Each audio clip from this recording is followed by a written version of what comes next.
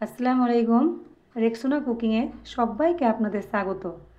আজকে আমি বানাবো খুব সহজে চিকেন স্টু। এটা যেমনই হেলদি তেমনই কিন্তু টেস্টি, খেতে ব্যাপক লাগে। ছোট বড় সবাই কিন্তু খুব পছন্দ করে। তাহলে আমি বানানোর জন্য এখানে নিয়েছি 300 গ্রাম চিকেন। এই যে হাড় সমেত নিয়েছি আমি। এখানে ভালো করে চিকেনগুলোকে ধুয়ে নিয়েছি। তারপরে নিয়েছি সবজি চিকেন স্টু বানানোর জন্য। এখানে নিয়েছি পেঁপে, এই চৌকো করে কেটে নিয়েছি পেঁপেগুলোকে। আমি এখানে একটা ছোট সাইজের পেঁপের অর্ধেক আমি এখানে নিয়েছি। তারপর নিয়েছি ক্যাপসিকাম, তারপর নিয়েছি দুটো টমেটো, তারপর নিয়েছি অল্প একটু বিনস কুচি করে নিয়েছি, একটা মিডিয়াম সাইজের আলু আমি পেঁপের মতো করে চৌকো করে কেটে নিয়েছি, আর নিয়েছি একটা গাজর। গাজরটাকে আমি এইভাবে কেটে নিয়েছি।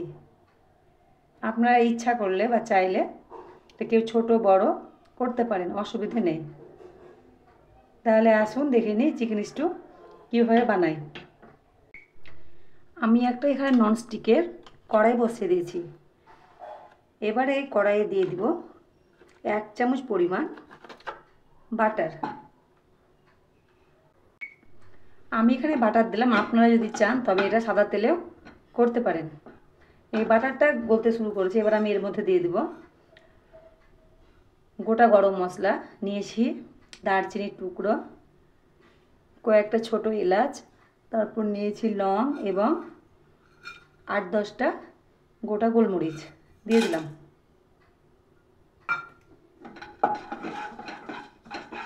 নাড়তে থাকবো ভালোভাবে।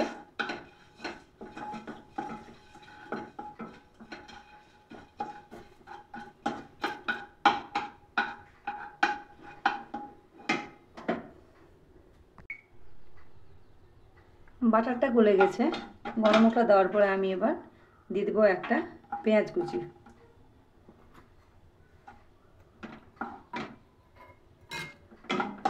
পেঁয়াজ কুচিটাকে ভালোভাবে একটু ভেজে নিব। আমার গ্যাসের ফ্লেম কিন্তু একেবারে লো আছে।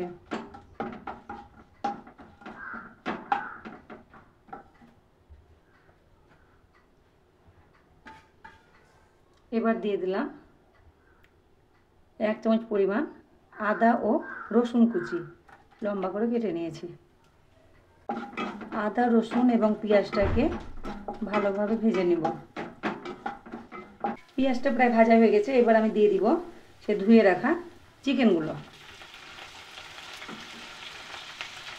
এবার আমি গ্যাসের ফ্লেমটা হাই করে দেবো এবং ভালোভাবে চিকেনগুলোকে মশলার সঙ্গে ভাজবো। 5 থেকে 6 মিনিট আমি কিন্তু এই মাংসটাকে ভেজে নিব। হাই ফ্লেম কিন্তু করে দিয়েছি আমি গ্যাস। 5 মিনিট ভাজা হয়ে গেছে মাংসটা। এবার আমি যে সবজিগুলো কেটে রেখেছিলাম সেই সবজিগুলো আমি কিন্তু দিয়ে দিব। এবার সব সবজি এখানে দিব না, আমি দিয়ে দিব পেঁপে, গাজর, আলু দিয়ে দিলাম, আর ক্যাপসিকাম বিনস টমেটোটা আমি কিন্তু একটু পরে দেব। এগুলো দেওয়ার পরে ভালোভাবে আমি কিন্তু ভাজবো চিকেনের সঙ্গে সবজিগুলোকে।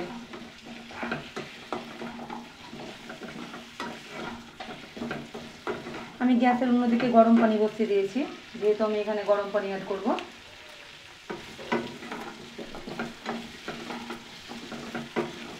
2-4 মিনিট কষিয়ে নেব একটু। তারপরে আমি কিন্তু এতে গরম পানি দিব।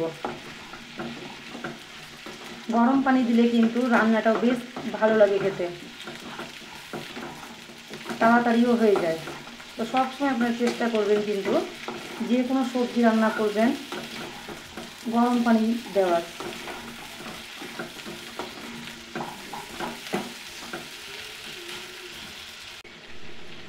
এই যে ভালোভাবে মাংসটা সবজির সঙ্গে কষিয়ে নিয়েছি। এবার আমি এতে গরম পানি দিয়ে দিব। আমি গরম পানিটা কিন্তু একটু বেশি দেবো, যেহেতু এটা চিকেন স্টু সেদ্ধ করব। দিয়ে দিলাম গরম পানি। এখানে আমি প্রায় 1 লিটার মতো পানি নিয়েছিলাম। গরম পানিটা দিয়ে দিলাম, ভালোভাবে নাড়াচাড়া করে। এবার যে টমেটোটা রেখেছিলাম সেই টমেটোটা আমি কিন্তু এর মধ্যে দিয়ে দেবো। আমি এখানে গোটা টমেটো নিয়েছি, আপনারা চাইলে অর্ধেক নিতে পারেন। গোটা টমেটো দিয়ে দিলাম, দিয়ে ঢাকা দিয়ে দিব আধ ঘন্টার জন্য। 30 থেকে 40 মিনিট হলেই হবে। এবার আমি কিন্তু ঢাকা দিয়ে দিলাম। তার মাঝে ঢাকা তুলে আমি একবার কিন্তু ক্যাপসিকাম বীজটা দিয়ে দিব, সেটা আমি অবশ্যই দেখাবো। তাহলে ফিরে আসছি। 10 মিনিট পর ফিরে এলাম। এবার আমি ঢাকাটা তুলব। এবার দিয়ে দিব পরিমাণ মতো লবণ।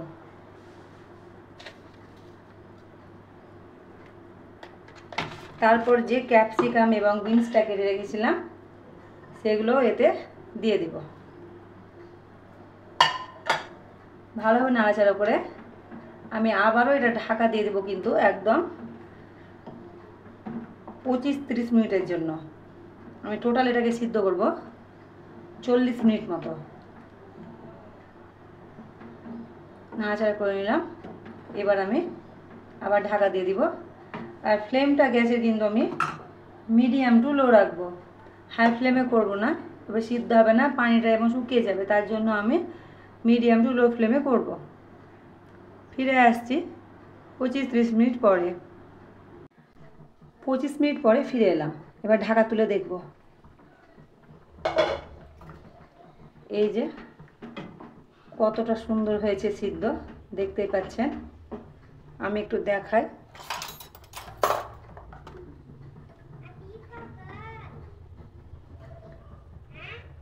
এই যে পাচ্ছেন আলুটা সিদ্ধ হয়ে গেছে।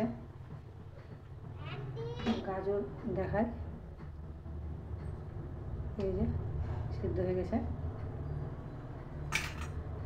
তাহলে সব কিছু ভালোভাবে একদম সিদ্ধ হয়ে গেছে। এবার তাহলে আমি শেষে একেবারে সামান্য গোলমরিচ গুঁড়ো ছিটিয়ে দিব। তাহলে আমার একদম রেডি চিকেন স্টু। এখানে কাঁচা গোলমরিচ আমি গুঁড়ো করে নিয়েছি। আপনারা চাইলে ভাজা গোলমরিচের গুঁড়োও কিন্তু এখানে দিতে পারেন। ভালোভাবে মিক্স করে গ্যাসের আঁচটা বড় করে আমি এটাকে নাড়াচাড়া করব এবং 2 মিনিট পরে আমি কিন্তু গ্যাসের ফ্লেমটা অফ করে দিয়ে ঢাকা দিয়ে দিব। এই যে একদম রেডি টমেটো দেখতে পাচ্ছেন, এই যে একদম ভেঙে গেছে। প্রত্যেকটা জিনিস কিন্তু খুব ভালোভাবে সিদ্ধ হয়ে গেছে। তাহলে এই সময় আপনারা লবণটা অবশ্যই চেক করবেন।